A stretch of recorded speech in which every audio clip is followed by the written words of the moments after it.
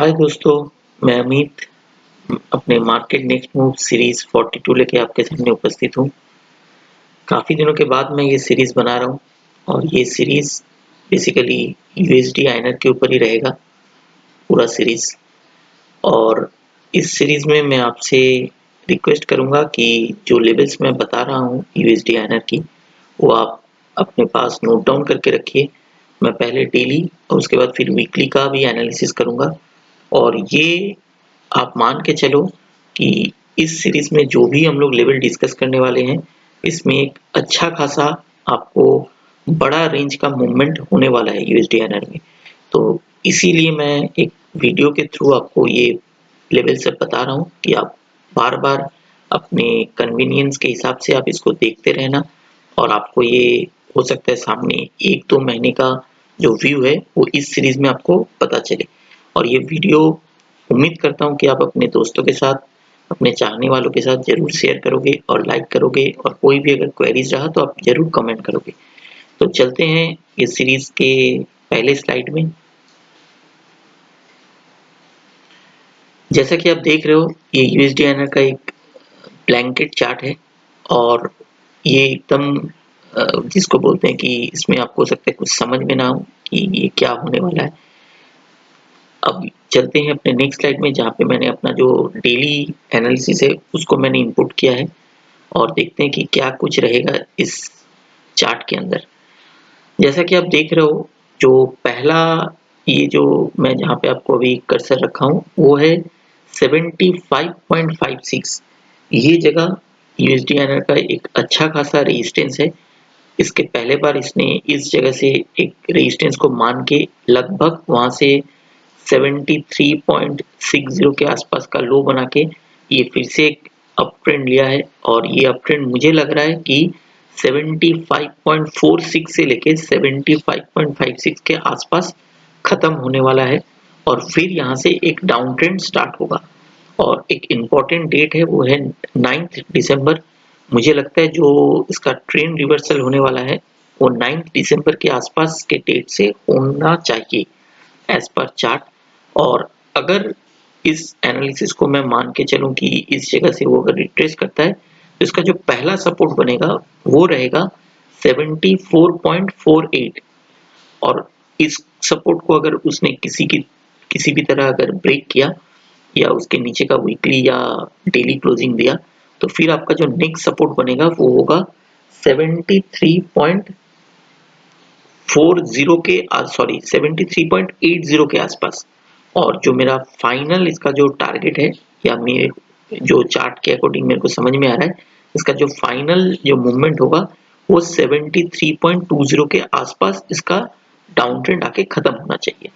तो मैं फिर से रिपीट कर रहा हूँ, 75.56 के आसपास आप जो रेजिस्टेंस है वो स्ट्रॉन्ग रेजिस्टेंस है, उसको अगर ये पार नहीं कर पाया तब वहां से इसमें एक डाउन ट्रेंड का व्यू बना सकते हो। स्टॉप लॉस क्या होगा वो भी मैं आपको बता रहा हूँ। और नीचे की तरफ इसका जो पहला सपोर्ट बनेगा या जहाँ पे आप पहला अपना प्रॉफिट बुक कर सकते हो, वो लेवल रहेगा 74.48 के आसपास का व्यू। और अगर वो ब्रेक किया तो नेक्स्ट आप जो अपना सौदा है उसको 73.80 से लेके 73.20 के आसपास आप कहीं पे भी उस सौदे से एग्जिट कर सकते हो। ये रहा डेली चार्ट पर यूएसडी आइनर का मेरा व्यू। और ये व्यू एक बार के लिए अगर मान के चलिए 75.75 के ऊपर का अगर क्लोजिंग लग जाता है डेली बेसिस में या वीकली बेसिस में क्लोजिंग बेसिस, तो ये व्यू फिर नलीफाई हो जाएगा, मतलब फिर ये डाउन ट्रेंड में रहेगा नहीं। इसका एक नया जो चाल है वो बनेगा और वो फिर एक अप ट्रेंड को आप बोल सकते हो कि स्टार्ट करेगा यहाँ से फर्दर। तो उसका जो एनालिसिस है वो भी मैं आपको बताऊंगा कि वहां क्या टारगेट हो सकता है, उसका स्टॉप लॉस क्या होगा। तो अगर आप यूएसडी आइनर को इस लेवल पे शॉर्ट करना चाहते हो तो मैं बोलूंगा थोड़ा सा रुकिए।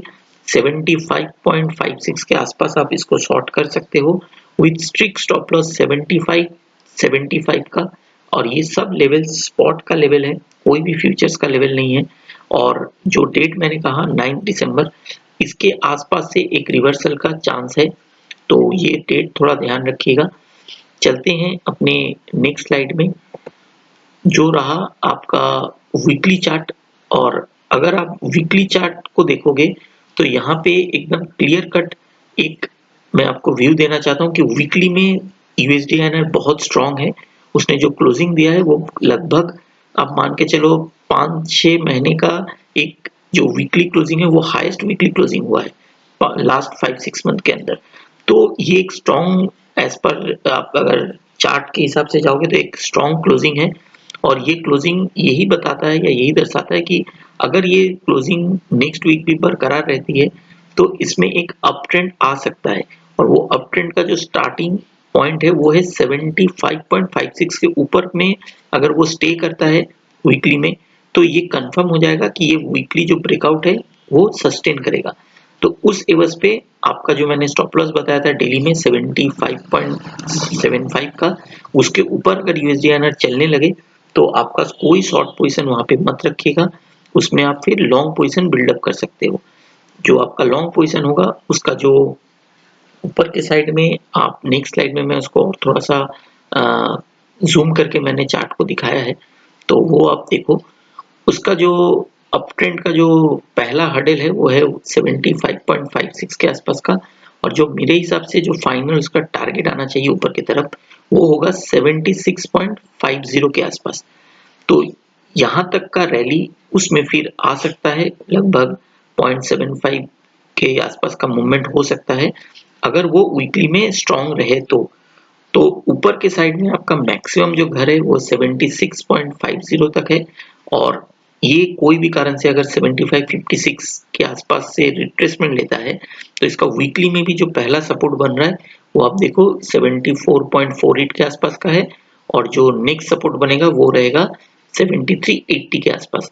तो मैंने ये जो वीकली आपको एनालिसिस बताया ये एनालिसिस मोर और लेस बुलिश पैटर्न को डिनोट कर रहा है और जो डेली है वो भी अभी बुलिश को ही डिनोट कर रहा है बट जो एज पर चार्ट है वो एक रेजिस्टेंस के आसपास है। यहाँ से अगर वो गिरेगा तो लगभग 1 से 1.5 रुपया 2 रुपया तक का नीचे का मूवमेंट है और अगर यहाँ से वो ऊपर का क्लोजिंग देता है तो ऊपर भी आप मान के चलो 1 से 1.5 रुपया का ही तेजी है।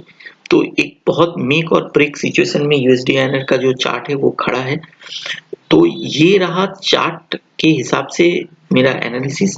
अब जो नेक्स्ट स्लाइड है उसमें हम लोग देखते हैं ओआई का क्या पोजीशन है। तो एज पर जो एकदम करंट जो 10 तारीख का जो एक्सपायरी है उसका अगर आप ओआई चार्ट देखोगे तो यहाँ पे भी जो रेजिस्टेंस है वो 75.25 के कॉल्स में 1,15,000 का ऑप्शंस खड़ा है और जो 75 का कॉल है उसमें 1,99,000 का ऑप्शंस राइट होके खड़े हैं।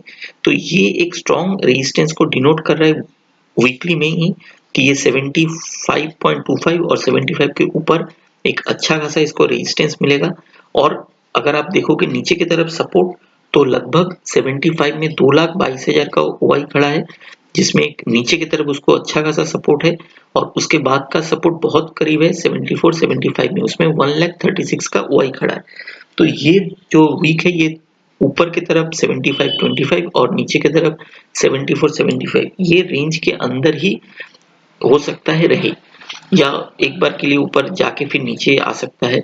और जो मंथली आपका जो 29 को जो एक्सपायरी है उसका हुआ ये डिनोट कर रहा है कि ऊपर के साइड में 75-50 के आसपास एक अच्छा खासा रेजिस्टेंस है जिसमें आप देख रहे हो कि 2,28,000 के आसपास कॉल में हुआ बिल्डअप हुआ है और 75 में 2,54,000 का और सिमिलर आप अगर 75 के कॉल में पुट में देखोगे तो 2,22,000 का वाई खड़ा है और उसके नीचे पे आप अगर देखोगे तो 74-50 के आसपास 1,82,000 का वाई खड़ा है। तो जैसे कि आप देख रहे हो कि मंथली वाले जो वाई है उसमें भी एक अच्छा खासा जो रेजिस्टेंस है एज पर चार्ट जो हम लोगों ने अभी देखा कि 75-50 के आसपास एक अच्छा स्ट्रॉन्ग रेजिस्टेंस होना चाहिए वो यहाँ पे भी आपको नजर आ रहा है और नीचे की तरफ जो सपोर्ट है वो आप देखोगे 74-50 तक और अगर उस सपोर्ट को ब्रेक करता है तो नेक्स्ट सपोर्ट 74 के आसपास 1,81,000 का एक पुट में वाई खड़ा है और उसके नीचे में 73-50 के आसपास 1 लाख का वाई खड़ा है। तो जो चार्ट में हम लोगों ने अभी देखा और जो ओआई का जो कंडीशन है वो भी बहुत हद तक इस चार्ट को सपोर्ट कर रहा है कि ऊपर की तरफ इसका मेजर रेजिस्टेंस है और नीचे की तरफ भी काफी नीचे तक, मतलब आप मान के चलो 7350 तक का भी पुट में सपोर्ट खड़ा है, या पुट में जो ओपन इंटरेस्ट है वो बिल्डअप हुआ है। तो ये जो मेरा एनालिसिस है, इसके तहत ये वीक बहुत वाइटल होने वाला है। अगर इस वीक में कोई भी कारण से अगर यूएसडी 75-56 के ऊपर चलने लगे तो थोड़ा सा कॉशियस व्यू रखिए। वहां पे अगर आपका शॉर्ट पोजीशन है तो उसको आप काट सकते हो और वहां से आप फर्दर लॉन्ग कर सकते हो, बट फाइनल जो मेरा स्टॉप लॉस रहेगा शॉर्ट का वो रहेगा 75.75 का। फिर से कह रहा हूँ, ये सब स्पॉट के लेवल्स हैं। इसके साथ फ्यूचर्स का आप जैसा प्रीमियम या जैसा रहेगा वो आप एडजस्ट कर लेना, बट स्पॉट का ही एनालिसिस मैं देता हूँ हर बार। तो ये रहा इस सीरीज में अपना जो एनालिसिस। मिलते हैं नेक्स्ट सीरीज में और उम्मीद करूंगा मैं अब नेक्स्ट जो वीडियो है वो बहुत जल्दी आपके सामने लाऊंगा। तो चलता हूँ, इस वीडियो को अब यहाँ ही एंड करते हैं। Thank you.